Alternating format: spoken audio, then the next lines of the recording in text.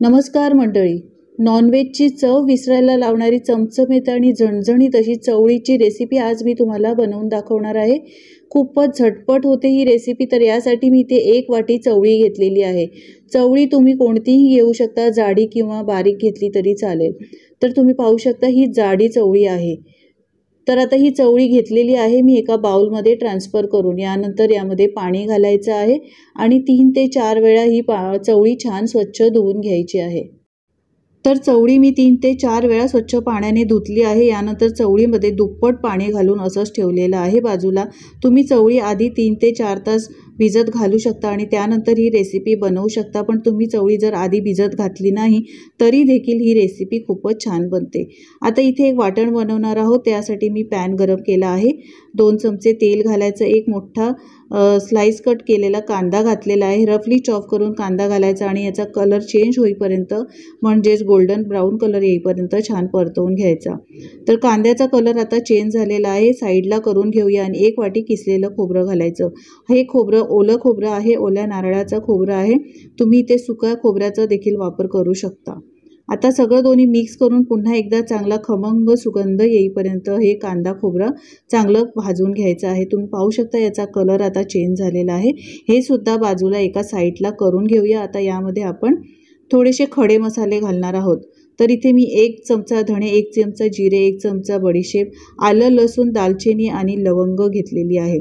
थोडेसे घेतलेले आहेत लवंग आणि दालचिनी, जास्त याचा वापर केलेला नाही। सगळं यामध्येच परतवून घ्यायचं आहे।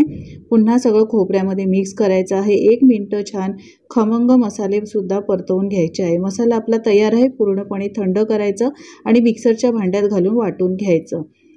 तर सगळा मसाला मी ट्रान्सफर केलेला आहे पूर्णपणे थंड करून। आता यामध्ये थोडीशी कोथिंबीर घालायची, 1 हिरवी मिरची मी 2 तुकडे करून घेतलेली आहे, 1 स्लाइस कट केलेला रफली चॉप केलेला टोमॅटो घातला आहे। आता इथे पाण्याचा अजिबात वापर करायची गरज नाही, मिक्सरला बारीक वाटून घ्यायचं। गरज लागली तर पाण्याचा वापर करायचा, कारण आपण टोमॅटो आणि कांदा सुद्धा घातलेला आहे। तर मी अगदी थोडंसं पाण्याचा वापर करून ही पेस्ट बनवून घेतली। आता कुकरमध्येच आपण ही रेसिपी बनवणार आहोत। तर 2 ते 3 चमचे तेल घालायचं। तेल चांगलं गरम झालं की जिरं घालायचं 1 चमचा। जिरं चांगलं फुलून आलं की 10-12 लसणाच्या पाकळ्या ठेचून घातलेल्या आहेत। इथे तुम्ही आलं लसूण पेस्टचा देखील वापर करू शकता। एक बारीक चिरलेला मोठा कांदा घातला आहे आणि कांदा देखील चांगला गोल्डन कलर येईपर्यंत मस्त परतवून घ्यायचा तेलावर। कांदा चांगला परतवून झाला आहे। आता एक बारीक चिरलेला टोमॅटो देखील यामध्ये घातलेला आहे। कांदा टोमॅटो मंद गॅसवर छान नरम होईपर्यंत परतवून घ्यायचा। यानंतर यामध्ये मसाले घालूया। पाव चमचा हळद पावडर, 1 चमचा काश्मीरी मिरची पावडर। काश्मीरी मिरची पावडरमुळे रेसिपीला कलर खूप छान येतो, भाजी अगदी रस्सेदार आणि तर्रीदार दिसते। 1 चमचा मालवणी मसाला, 1 चमचा धणे जिरे पावडर घातली आहे। हे मसाले मस्त अगदी या तेलातच छान परतवून घ्यायचे। त्यानंतर आपण जे वाटण केलं आहे ते वाटण यामध्ये घालायचं आहे। सगळं वाटण यामध्ये मी घातलं नाही, थोडंसं काढून ठेवलेलं आहे। हे वाटण तुम्ही दुसऱ्या भाजीसाठी वापरू शकता आणि हे वाटण स्टोअर करून देखील तुम्ही फ्रीजरमध्ये ठेवू शकता। मसाला छान तेल सुटेपर्यंत आपल्याला परतवून घ्यायचा आहे। कुकरचं झाकण नुसतं ठेवायचं आहे आणि मसाला 2 मिनिटं छान परतवून घ्यायचा। शिजवून घेतलेला आहे मसाला, तुम्ही पाहू शकता याला मस्त कलर आलेला आहे आणि तेल देखील याला छान सुटलेलं आहे।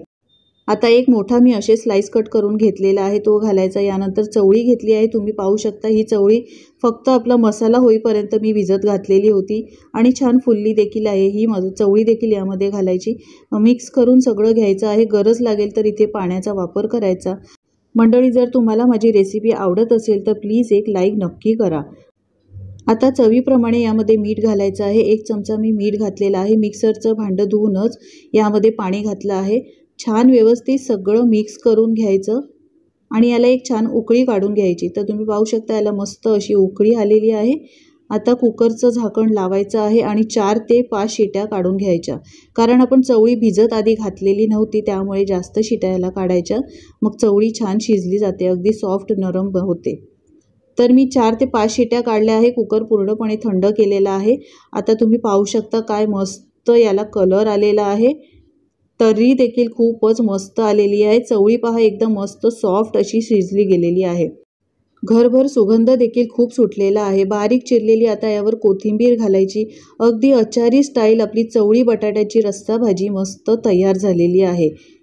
टिफिनसाठी जर तुम्हाला भाजी बनवायची असेल तर झटपट अशा पद्धतीने चवळी बटाट्याची रस्सा भाजी तुम्ही अगदी 10 ते 15 मिनिटात बनवू शकता। रात्रीच्या जेवणामध्ये किंवा दुपारच्या लंचला अगदी झटपट बनणारी आणि अशी चमचमीत आणि झणझणीत चवळी बटाट्याची रस्सा भाजीची रेसिपी तुम्हाला कशी वाटली कमेंट्स करून सांगायला विसरू नका। आवडली असेल तर लाईक करा, शेअर करा। तुम्ही जर माझ्या चॅनलवर नवीन असाल तर प्लीज चॅनलला सबस्क्राईब करा, बाजूच्या बेल आयकॉनवर क्लिक करा म्हणजे नवीन व्हिडिओचे नोटिफिकेशन तुम्हाला सगळ्यात आधी भेटतील।